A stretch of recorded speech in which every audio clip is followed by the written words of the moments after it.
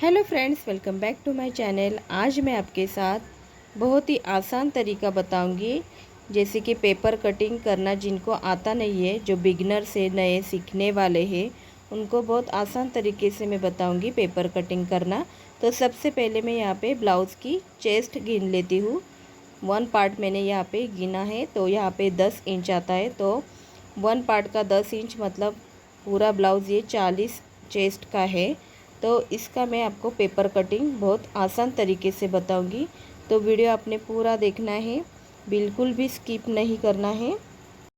अब सबसे पहले हम पेपर कटिंग करेंगे, तो हमें सबसे पहले ब्लाउज़ की यहाँ पे लेंथ देखनी है। तो लेंथ यहाँ पे 13.5 इंच है रेडी। तो हमें इसमें आधा इंच एक्स्ट्रा बढ़ाना है। जैसे कि 13.5 है, तो हम 14 इंच पर एक मार्क कर लेंगे। उसी तरीके से हम और एक मार्क कर लेंगे आगे की तरफ से 14 इंच पर।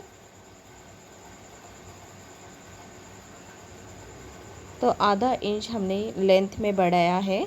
अब हम शोल्डर देखेंगे, तो शोल्डर है यहाँ पे 5.5 इंच। जैसे कि 5 इंच का रेडी था, तो हाफ इंच हमने एक्स्ट्रा मिलाया है, तो 5.5 इंच आता है। एक सीधी लाइन बना लेंगे।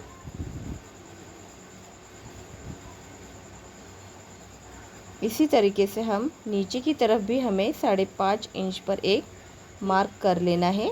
जैसे कि हमें आर्मोल्स का मार्क करना है, तो इसलिए हमें नीचे की तरफ भी सेम चाहिए। तो आर्मोल्स हम लेंगे यहाँ पे 6 इंच या 6.25 इंच भी थोड़ा सा चलता है आगे पीछे, तो बराबर 6 इंच भी आप ले सकते हैं। तो मैंने यहाँ पे 6.25 इंच पर मार्क लगाया है। अब यहाँ पे हम सीधी लाइन बना लेंगे।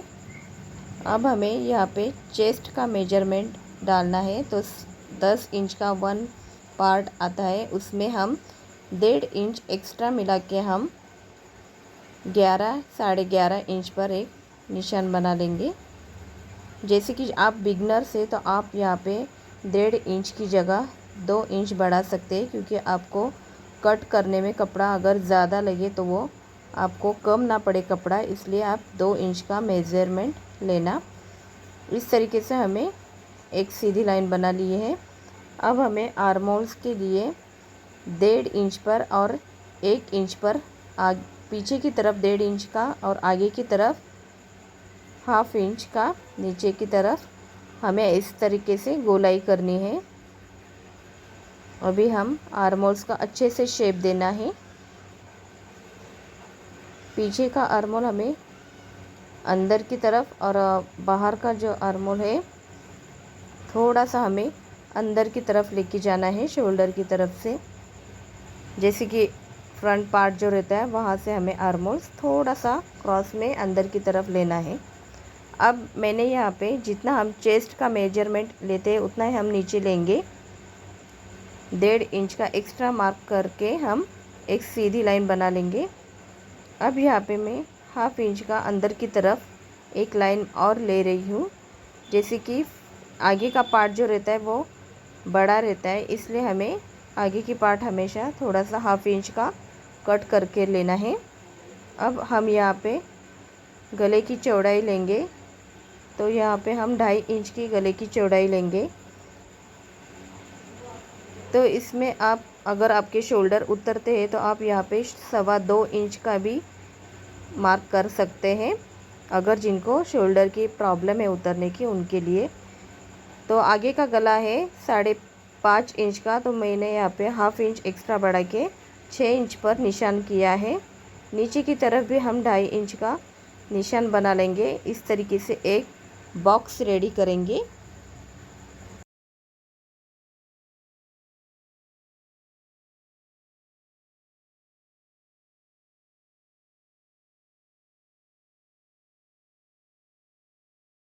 अब यहाँ पर गले की तरफ से हम 1.25 इंच पर निशान बना लेंगे, क्योंकि हमें कटोरी का आकार देना है यहाँ से, इसलिए 1.25 इंच का निशान बनाया है।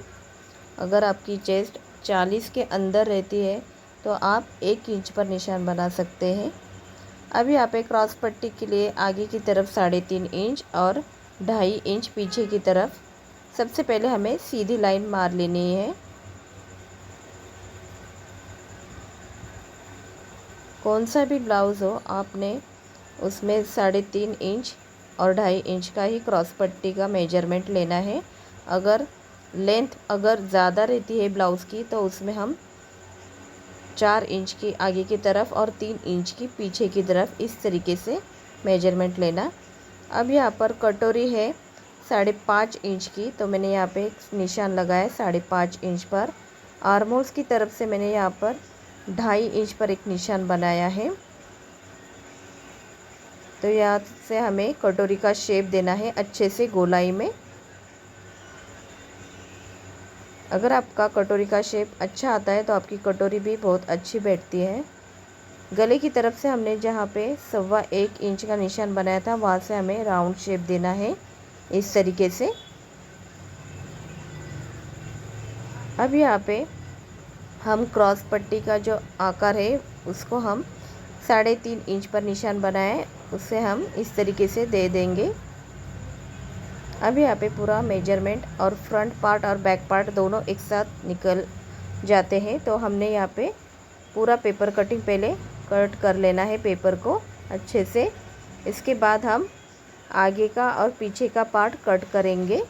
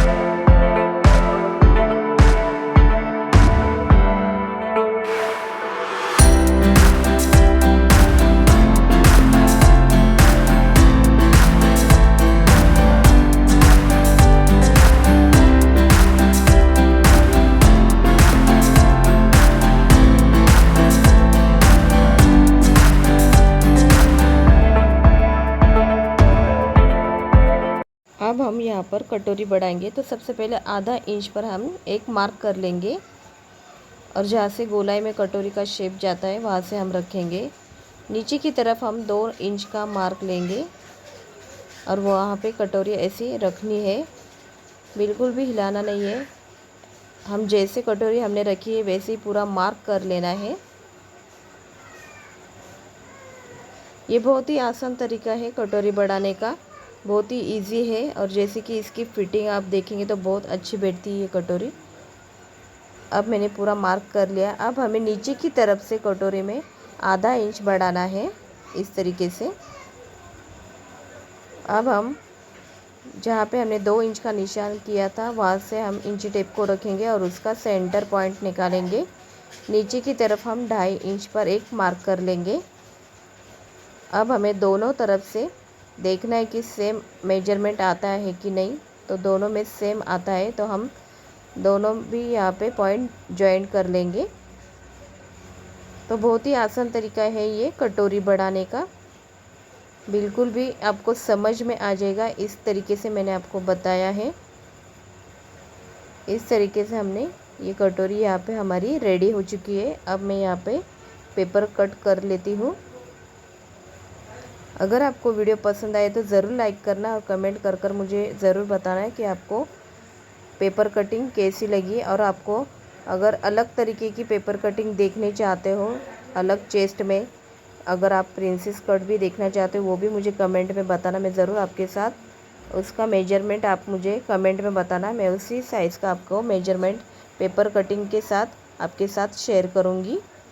इस तरीके से हमें कटोरी के रखना है कटोरी को, और 1.5 इंच का मार्जिन लेके इस तरीके से टक्स डालने के बाद ऐसी कटोरी हमें रेडी हो जाती है।